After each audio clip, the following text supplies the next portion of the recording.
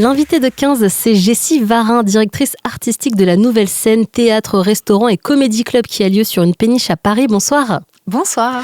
Vous avez lancé une charte des comédie clubs après le lancement du MeToo Stand-Up, charte en plusieurs points. Le premier s'attaque à toutes les formes de violence. Est-ce que vous pouvez un petit peu nous expliquer qu'est-ce que vous avez voulu nous dire à travers cette charte sur les violences notamment sexistes et sexuelles ? Ouais, je me permets de revenir à, on va dire, la naissance de ce texte parce que c'est aussi lié à mon expérience vraiment de terrain. La charte, je crois qu'elle a été créée juste avant que l'enquête MeToo sorte et que c'était une vraie réflexion collective évidemment avec des productrices, des artistes, des directeurs de salles, des directeurs de programmation, des directrices artistiques, en se disant que on entendait énormément de choses et on était nous-mêmes sujettes à une forme de sexisme dans nos métiers et par extension aussi, notamment sur du vécu des artistes, des discriminations autour du genre, du sexe, de l'orientation sexuelle. Et on en avait fait justement un podcast et on s'était dit mais qu'est-ce qu'on peut faire quoi ? Qu'est-ce qu'on peut faire pour que ça s'arrête ? Moi je me souviens très bien de paroles de femmes artistes qui étaient en train de travailler leur nouveau spectacle et qui avaient besoin de terrains d'exercice que sont les comédie clubs et qui m'avaient dit Jess, il faut à tout prix que tu crées un comédie club où on se sentirait bien pour travailler parce que sur des sujets plutôt intimes, plutôt féminin, on se sent pas super, je vais entermer enfin safe, tu vois ce terme-là, mais parce que vraiment il a du sens.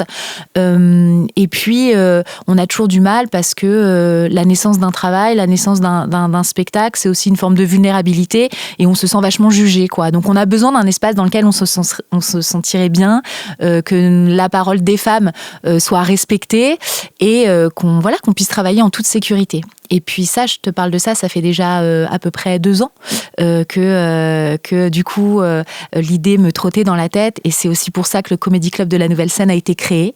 C'était de donner aux artistes en tout cas un outil de travail dans lequel ils se sentiraient bien et pas jugés. Et du coup, nous, en tant que directeur de salle, je pense qu'on a une responsabilité. On a une responsabilité vis-à-vis du public que l'on accueille, à savoir leur donner de la matière à réflexion, avec un peu d'intelligence, avec un peu de bienveillance. Donc, dans ce sens-là, c'est juste être à l'écoute des artistes qui montent sur scène et de savoir ce qui va être dit. Et puis, être à l'écoute des artistes. Et dans ces cas-là, encore une fois, avoir les yeux sur le terrain, les loges, des lieux dans lesquels les artistes sont ensemble et qui n'est pas forcément de paroles malvenues ou de jugements de valeur. Voilà. En tout cas, moi, je recueillais cette parole d'un univers impitoyable qui est celui du stand-up, mais parce que de la compétition, parce que tout ça, et donc du sexisme. Donc, en fait, si tu veux, la première... ce qu'on voulait remettre un petit peu au cœur de cette charte, et c'est lié aussi au VHSS, qui sont aujourd'hui vraiment un sujet vraiment d'actualité. Violences sexistes et sexuelles, je précise. Exactement. C'est qu'on condamne toute forme de harcèlement sexiste et sexuel, quel que soit entre guillemets leur... je sais pas, est-ce qu'il n'y a pas des échelles de gravité, mais en tout cas ça, avant, pendant et après. Voilà, et c'est de se donner aussi, nous, en tant que directeurs de lieux dans lequel s'exerce cet art, qui est le stand-up et l'humour, une responsabilité par rapport à ça, quoi. De dire on est vigilant à ça et ça n'a pas lieu chez nous. Dans ce texte, vous militiez aussi pour une programmation plus paritaire. La parité, c'est un vrai sujet dans le stand-up. Ah ouais, c'est un vrai sujet et pour le coup, c'est un sujet sur lequel... j'ai été habituée à m'exprimer parce que la création de la Nouvelle Scène, ça fait maintenant 10 ans que j'ai ouvert ce lieu de manière complètement indépendante et j'essaie et j'ai fait en sorte d'avoir des choix assez forts par rapport au fait de mettre en lumière la parole des femmes. Donc j'ai une programmation qui est plutôt très féminine et par extension qui est plutôt très féministe parce que ces femmes qui ont pris aussi cet espace-là de la scène ont une parole aussi un peu militante, quoi. Donc j'ai des femmes, je pense à la création du spectacle de Blanche Gardin, de Douli, de Laurie Perret. Enfin, il y a plein de femmes Tani. de Tani, de Mao Drama, plein de femmes qui ont foulé les planches de la nouvelle scène. Et ça, c'était pour moi vraiment, je milite au quotidien pour mettre en lumière ces femmes-là et pour leur créer des opportunités. Encore une fois, c'était ça, quoi. C'est oui. Dans cette charte, j'aimerais que les comédie clubs et les programmateurs et les directeurs de lieux, encore une fois, puissent faire attention à ça et qu'on ne laisse plus passer une programmation où il y a 10 artistes masculins, pas une seule nana, quoi. Je me refuse de penser que c'est parce qu'elle n'était pas disponible ou qu'elle n'était... Enfin, je pense qu'il y a un regard, c'est-à-dire que moi, maintenant, effectivement, mon esprit et mon cœur et mes convictions professionnelles font que je vais avoir l'œil dessus, quoi. Et j'appelle vraiment mes camarades de ce métier à être vigilants là-dessus. Alors, encore une fois, je suis aussi très consciente de quelque chose de très statistique, c'est qu'il y a moins de femmes dans le stand-up que d'hommes, ça je l'entends vraiment. L'idée, c'est que ce texte ne froisse pas trop et c'est de tendre vers un line-up plus paritaire. Je veux que les choses se fassent en douceur aussi. J'ai des lieux qui sont très investis et qui ont, eux, imposé des plateaux paritaires et je trouve que c'est déjà un travail énorme parce que c'est un vrai travail de détection, de curiosité. Enfin, je trouve que notre métier se doit d'être curieux au quotidien et d'aller chercher les talents. Mais il y a des comédie clubs qui ont pris ce parti fort et vraiment, je trouve que c'est formidable. Je pense au Café Oscar, par exemple. Et puis... il y en a d'autres qui vous répondent on va pas mettre la parité, ça va faire du mal aux hommes, quoi. Eh bien oui, et il y a un argument qui revient souvent, c'est cette histoire de méritocratie. À savoir, je vois pas pourquoi je privilégie les femmes puisque je trouve que leur passage est moins fort que celui d'hommes. Et ça, je l'entends. Encore une fois, on peut vraiment en débattre. Je me suis même, moi, remis en cause. Ça fait 15 ans que maintenant je travaille dans l'humour. Au début, j'avais cette croyance que les femmes étaient moins drôles que les hommes. Mais parce que je crois que j'en voyais moins. Donc en fait, il y a un espèce de... Tu vois, un process psychologique qui fait que les femmes sont moins drôles que les hommes parce qu'elles n'existent juste pas. Et donc, c'est leur dire, ok, j'entends, mais ça serait bien d'ouvrir un peu la porte des opportunités. Voilà, c'est vraiment ça. Évidemment qu'elle va être, peut-être, son passage va être moins fort par rapport à toi, ta ligne éditoriale, mais parce qu'elles ont moins d'endroits où travailler, elles ont moins d'opportunités d'être programmées. Et c'est en ça que je voudrais un peu casser le système et faire en sorte que voilà, les femmes puissent s'exprimer librement. Vous évoquez aussi la censure. En ce moment, le contexte est tendu, notamment chez nous à Radio France avec l'affaire Meurice. Oui. Comment vous positionnez avec cette charte sur la liberté d'expression ? En fait, encore une fois, sur le premier texte que nous avions proposé, il y avait cette clause, d'ailleurs qui n'est pas une clause, c'est cette proposition qui disait que on se donnait aussi, nous, le droit professionnel de l'humour, tu vois, d'intervenir si nous jugions que les propos étaient offensants. Donc, racisme, homophobie, transphobie, voilà, parce que c'est des vraies réalités de nos métiers et certains artistes en ont fait les frais. Et puis on m'a dit que c'était dommage puisque la scène, c'était encore une fois le seul espace de liberté totale, que ça soit pour les réseaux sociaux ou pour les antennes, quoi. Donc, on s'est un peu ravisé sur ces mots-là et ne parlons plus de se laisser le droit d'eux, mais plutôt responsabiliser les artistes. Si tu viens sur scène, c'est aussi une responsabilité que t'es bossé ton sujet, quoi. Donc pas de censure, mais tu viens pas avec des propos racistes et homophobes non plus, quoi. Pas de censure. Et si vraiment ta blague, elle est un peu bancale, déjà, j'espère que le public se fera juge aussi de choses un peu borderline. Et l'idée, c'est d'aller bosser ton sujet, quoi. Et que tu sois ouvert aux réflexions des autres artistes qui sont peut-être plus concernés. Je sais, par exemple, sur la transphobie en ce moment, qui est aussi un sujet d'actualité. Je sais que certains, même chroniqueurs, tu vois, on parlait de Radio France, mais sur des chroniques fortes, ils vont interroger des gens qui sont concernés. Tiens, je pensais à ça. Est-ce que tu trouves que c'est pas touchy ? Est-ce que tu trouves que c'est peut-être une blague qu'on a déjà entendue ? Et en fait, c'est juste s'élever aussi un petit peu intellectuellement et je dis pas qu'une blague raciste c'est drôle, mais une blague sur des on va dire, sur des clichés qui pourraient faire rire parce que c'est une forme de réalité, avec grand plaisir si tu vas mettre un curseur là où on l'a pas encore entendu, ou vraiment une vanne un peu plus universelle où tout le monde va se reconnaître, quoi. Vous avez aussi ouvert une boîte mail pour dénoncer tout comportement inapproprié. Oui. Comment ça fonctionne exactement? Que faites-vous de ces témoignages que vous recevez?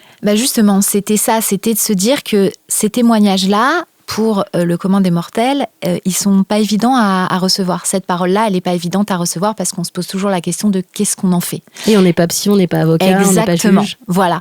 Donc, moi, j'ai eu aussi un petit déclic, je te cache pas, quand j'ai fait une formation de lutte contre les VHSS, justement, qui sont des formations qui sont plutôt obligatoires, notamment dans le monde de la culture.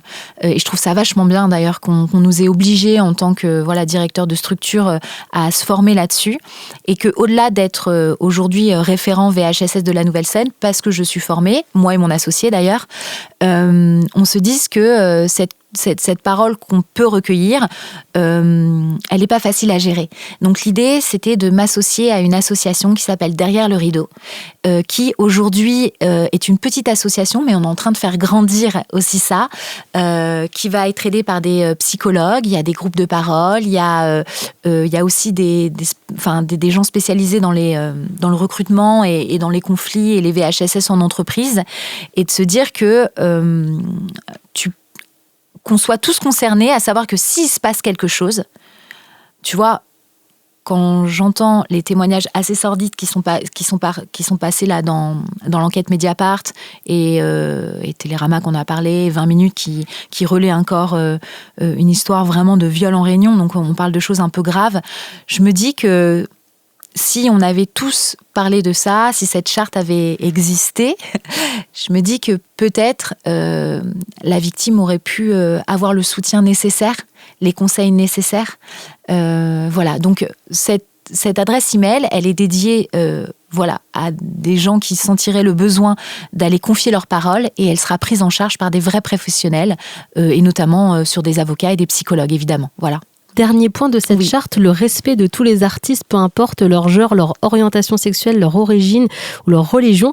C'est pas le cas, parce que de loin on a l'impression que les comédie clubs, c'est des grandes familles, de la diversité.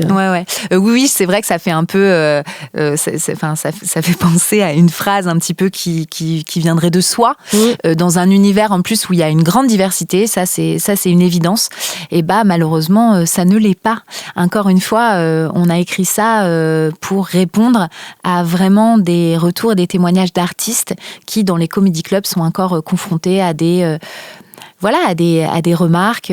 On parle de sexisme ordinaire, mais ce sexisme ordinaire, je crois que avec le mouvement MeToo et avec toute cette prise de conscience qu'en fait, que nous, les femmes, on était confrontées à des situations et qu'on avait complètement infusé ça, absorbé ça sans jamais vraiment rien dire. Là, l'idée, c'est de se dire non, quoi. Et cette charte aussi, je veux qu'elle permette aux femmes de libérer leur parole et de pouvoir penser qu'elles puissent interagir et intervenir en toute sécurité, quoi. En tout cas, que le lieu dans lequel elles se trouvent, c'est aussi un lieu dans lequel elle va se sentir protégée pour répondre, en fait. Donc oui, ça paraît une évidence, mais ça ne l'est pas, malheureusement. Dans le milieu du stand-up, on m'a dit que votre charte était une bonne idée, mais certains estiment que c'est une initiative trop personnelle, qu'il n'y a pas eu assez de collégialité pour écrire le texte. Qu'est-ce que vous répondez à ces gens-là ? Alors ça, je l'entends encore une fois énormément, puisque moi-même, je suis allée à la rencontre de tous mes camarades et tous les directeurs artistiques et les programmateurs de comédie club, en leur proposant l'idée. Mais l'idée, c'est dans tous les cas, on avait une temporalité où il fallait poser des choses. Et ils étaient frileux, vous avez voulu y aller quand même ? C'est pas ça, c'est que on a décidé collectivement, je te parlais de productrices avec lesquelles je travaille au quotidien, de directrices de salle, de formatrices, notamment sur des écoles d'humour. On était un panel, en tout cas, où on s'est dit qu'il fallait proposer quelque chose de fort. Et ensuite, tout s'est un peu accéléré. Donc, il y a ce logo, parce que voilà, j'aimais beaucoup le travail de Pénélope Bagieux. Je me suis dit, je vais peut-être lui demander. Peut-être que les gens vont vouloir... en fait, j'ai mis une espèce de machine comme ça en route. Et ensuite, j'ai dit à tous mes camarades, venez, on s'assoit autour d'une table, et on parle de tout ça. Mais je pense qu'il faut qu'on agisse maintenant. Alors, j'ai des gens qui m'ont tout de suite remercié de l'initiative, qui ont signé la charte, qui ont reçu le petit kit de communication, parce qu'encore une fois, c'est pas juste un sticker devant leur lieu, mais qui ont reçu tout ça en me disant merci. Voilà. D'autres qui m'ont dit, mais je le fais déjà. Ça, je l'entends aussi. Encore une fois, c'est pas l'idée de juger ou de pointer les doigts les bons et les mauvais élèves de nos métiers. Et puis d'autres qui m'ont dit, mais on aurait voulu faire partie de la réflexion. Et ça, je l'entends. Et encore une fois, rien n'est figé, quoi. Ce texte, il n'est pas figé. Ce texte, il a vocation à être mouvant, à s'adapter, à être plus collégial s'il le faut. On pourra refaire une autre campagne de communication. Voilà. L'idée, c'est quoi qu'il arrive, il faut bien qu'on démarre quelque part. On est dans un milieu où on travaille toujours un petit peu en solitaire. L'entrepreneuriat est, quoi qu'il arrive, un chemin un peu solitaire. On a posé ça, on a estimé que je pouvais aussi porter cette parole-là, parce que ça fait franchement 10 ans que je prends la parole autour notamment de la parité, et de faire en sorte que nos milieux soient plus safe, encore une fois, pour les artistes femmes et les minorités de genre. Et voilà, c'était comme une évidence pour moi. Il y avait une urgence parce qu'il y avait cette enquête, et on a réagi. Et après, l'idée, c'est qu'on soit activement tous ensemble en train de faire en sorte que notre milieu s'améliore, quoi. Combien de comédie clubs ont signé ? Est-ce que vous avez un chiffre ? Ouais, ça continue. On a une 60aine de comédie clubs qui ont signé un peu partout en France. Ça, j'étais très contente et assez surprise. Encore une fois, la diffusion, c'est ce que je disais, elle a été très organique. C'est-à-dire que y a eu juste une campagne de communication sur les réseaux sociaux, et puis ça a été repris effectivement par de la presse. Mais on n'a pas fait une action collective ou une campagne de communication. Je me dis que y a encore aussi peut-être un travail institutionnel à faire, notamment sur des gros organismes qui auraient le pouvoir aussi de diffuser plus largement cette information-là. Mais en tout cas, j'ai des comédie clubs de partout en France, et ce qui est chouette, parce que vraiment, des comédie clubs, encore une fois, il y a 10 ans, il en existait 3 à Paris. Donc là, il y en a partout, en Belgique. J'ai aussi des gens du Canada, du Québec qui m'ont répondu. Donc voilà, j'espère que ça va continuer à faire des petits. Et en tout cas, je suis heureuse d'avoir aussi répondu à une vraie problématique, quoi, parce que voilà, il y a plein de gens qui nous ont dit que c'était important de faire aussi entendre cette voix-là, et notamment beaucoup d'artistes. Est-ce que vous espérez que cette charte opère un tournant ? Parce qu'on sait que c'est encore dur d'être une femme dans le milieu. Beaucoup d'humoristes femmes dénoncent encore dans des articles sortis récemment des remarques misogynes, hypersexualisation, des humiliations. On va avancer ou pas ? On va avancer, on est déjà en train d'avancer. Vraiment, je pense. On parle de ça, on est un milieu qui est jeune. Il y a de plus en plus de femmes qui prennent la parole et qui montent sur scène. Les choses sont vraiment en train de bouger. Je dis juste qu'il faut lever ce voile et ces tabous autour de ça, quoi. Il faut se parler, il faut recréer aussi une confiance, parce que là, un peu par extension, sur des mouvements MeToo, il y a une défiance aussi de la part des hommes sur la parole des femmes. Ça, je trouve ça vraiment très dommage. L'idée, c'est vraiment voilà, que la communication revienne de manière fluide, et de dire à un collègue, franchement, si je peux me permettre, c'est un peu sexiste ce que tu me dis, qu'il puisse être à l'écoute tout simplement de ça. Parce que, encore une fois, ça, c'est des expériences vécues. On n'est pas tous égaux par rapport à plein de choses, par rapport à comment on prend les choses, comment ça vient toucher un passif, une forme de... Voilà, on réagit pas de la même manière, et je voudrais qu'on puisse se parler tous et de se dire, voilà, moi je trouve que c'est un peu limite, qu'est-ce que t'en penses, et juste qu'on dialogue en fait autour de ça. Mais oui, c'est déjà en train de bouger quand même pas mal. 11 femmes accusent l'humoriste Seb Melia d'agression sexuelle ou de viol. Cette affaire, c'est le début du MeToo stand-up. Comment vous positionnez ? Dites-vous, comme beaucoup, tout le monde savait, mais pas dans le détail, on n'a rien dit. Ouais, alors en toute honnêteté, je ne savais pas que c'était un mode opératoire pour ce comédien. J'avais entendu effectivement une histoire dont la personne avait créé quelque chose autour de ça. Donc j'avais identifié en tout cas Seb Melia comme quelqu'un qui avait agressé. Je te cache pas que quand je découvre l'ampleur de l'enquête, ouais, non, je suis quand même un peu abasourdie, quoi. Naturellement, j'ai juste évidemment, c'est une forme de sororité et une forme de sensibilité qui fait que quand j'entends des histoires ou que je recueille une parole, naturellement, je vais mettre ces humoristes un peu à l'écart de mon lieu de travail, de mon théâtre et de mon comédie club. Non, là, je suis vraiment tombée sur le cul parce que même au niveau des spectatrices, quoi. Donc là, il y a un vrai mode opératoire, que ça soit derrière le rideau justement, et puis après. Enfin, non, ça a été. Oui, tout le monde savait. Franchement, je suis pas sûre, quoi. Non, mais tout le monde, pas mais tout oui. Le monde, mais on entendait des choses. Souvent, c'est comme ça quand des grosses affaires sortent. Oui. Tout le monde, la parole se délie et tout le monde dit on avait quand même entendu des petites choses à droite, à gauche. En janvier dernier, là, c'est une information judiciaire qui a été ouverte. Djimo et Lady Mbunga, 2 humoristes, ont été placés sous le statut de témoin assisté pour viol commis en réunion pour Djimo et pour complicité de viol commis en réunion pour Lady Mbunga. Est-ce le début de la libération de la parole dans le milieu? Est-ce qu'on doit s'attendre à des révélations pires, qu'on voit ce genre d'histoires sordides qui sortent aussi dans ce milieu-là? Parce qu'en fait, c'est un peu dans tous les milieux maintenant. Ouais, je crois que c'est un peu dans tous les milieux. Non, moi, je suis heureuse que les victimes trouvent la force et le courage de parler. C'est qu'elles se sentent plus en sécurité, parce que je pense que cette histoire, elle s'est passée il y a presque 8 ans. Et il y a plein de choses aussi, je trouve, au-delà de la libération de la parole, c'est aussi entendre tous les mécanismes psychologiques de la victime, quoi. Et oui, elle prend la parole 8 ans après, mais c'est parce que peut-être que notre monde a changé et ça lui a donné le courage de parler, parce qu'elle, en fait, ça fait 8 ans qu'elle se sent meurtrie par rapport à ça. Psychologiquement, parce que là, pour l'instant, si tu veux, par rapport à cette histoire, il n'y a pas de droit de réponse de la part de Djimo et Lenny, ils ne se sont pas encore exprimés. J'imagine que, évidemment, c'est des conseils de leur avocat. J'aimerais bien savoir comment eux voient cette affaire avec tout ce temps passé, dans quel déni ils ont pu aussi continuer à travailler. Cette histoire, elle s'est passée aussi dans un lieu qui est hyper connu dans le monde du stand-up, c'est le Paname. J'imagine que il y a 10 ans, parce que pour le coup, il y avait quand même une espèce de petite légende urbaine autour de cette histoire, donc tout le monde était au courant.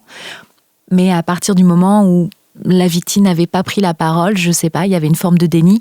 J'ai lu aussi dans la presse que Lenny avait fait des blagues sur cette histoire. Alors je sais pas à quel point il a pu penser qu'il y avait du recul nécessaire pour faire des blagues. Je sais pas si elles étaient bonnes ou pas, mais en tout cas, quand je pense que la victime a été quand elle a su ça, et elle le dit d'ailleurs dans l'article de 20 minutes, elle le dit, qu'elle a eu une réaction physique très forte de dégoût. J'arrive même pas à comprendre encore comment ça a pu exister. Je mets juste éventuellement le doute sur le fait qu'il y a peut-être 8 ans, on n'était pas encore tous câblés pour comprendre tout ce qui était en train de se passer pour les femmes. Et vraiment, plus jamais ça, quoi. Plus jamais ça. Vraiment, je trouve que c'est assez terrible. Et ce qui est terrible aussi, c'est qu'encore une fois, il faut encore vachement éduquer les gens à cette psychologie autour du statut de victime, parce que ce que j'entends dans le milieu, c'est ce qu'il y a de pire, quoi. C'est les réflexions. C'était il y a 8 ans. Voilà, pourquoi elle n'en a pas parlé avant. Enfin, tu vois, tout ça, j'aimerais qu'on ait tous les arguments intellectuellement pour déboulonner tout ça, quoi. Sur la sidération, sur l'amnésie traumatique. Exactement. Et d'ailleurs, toutes les réflexions que moi j'entends là-dessus de ça, je fais, les gars, franchement, maintenant il y a vraiment de la littérature autour de ça. Il y a des enquêtes, il y a des enquêtes médicales. Je vous en supplie, quoi. Vraiment, faites ce taf-là, quoi. Et là, il y a une forme de paresse intellectuelle des hommes, parce que je crois que, encore une fois, il y a une forme de déni et Voilà, donc je ne sais pas ce que va donner la fin de cette enquête. Je me dis que ce qui va sauver aussi la victime, c'est qu'il y en ait d'autres, parce que Seb, c'est un peu ce qui s'est passé en fait.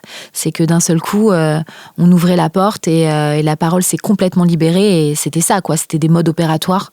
Donc voilà, j'espère que tout ça est vraiment bien accompagné, mais de toute façon, il va falloir que les gens parlent et rendent des comptes, quoi. Finissons sur une note positive. Oui. Le stand-up est à son apogée selon vous. J'ai l'impression qu'il n'y a jamais eu autant de gens qui se lancent dans l'humour et qu'on voit des humoristes dans les films, à la radio. Ouais. C'est un peu l'âge d'or. Ah oui, c'est complètement l'âge d'or, vraiment. Et même, hein, tu vois, sur des chiffres un peu plus pragmatiques, notamment sur des ventes de billets, tu vois, de spectacles ou de sorties, l'humour fait partie aujourd'hui de ce genre dont les gens aiment.